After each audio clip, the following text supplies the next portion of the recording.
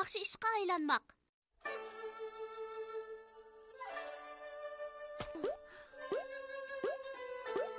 Tazımın esposti, putum qayırlab ketib, ishdan keyingi musobaqaga qatnasholmaydigan bo'ldi.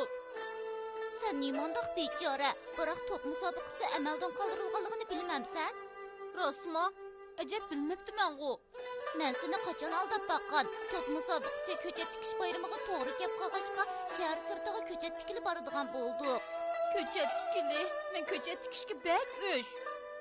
Hech qisi yo'q. Putum qayrilib ketgan tursa, ko'chat tikilib bormasangmi bo'ladi.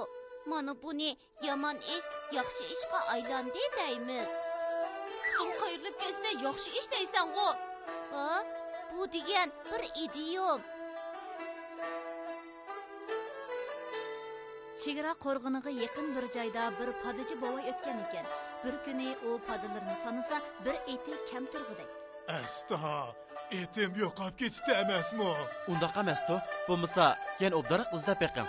Foydasi yo'q. Etim allaqachon o'zlarning tavalligiga o'tib ketdi. Ay, amsa amal yo'q ekan. Ammo ko'nglingizni yerim qilmang. Baqsangiz, yana ko'paydi emasmi? Hech vaqasi yo'q. Kim biladi? Bu bir yaxshi ishmi tehi? 3 oydan keyin. Tezkinib qaranglar, etim qaytib ketdi. Yana tehi o'zlarning bir yaxshi etini boshlab ketdi.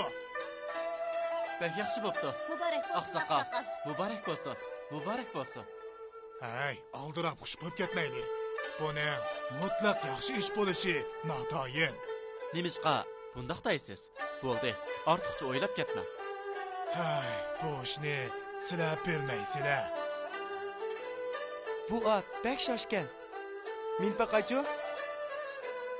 Hey. Voy xudoyim, to'xta deyman. Quzunglar, voycha.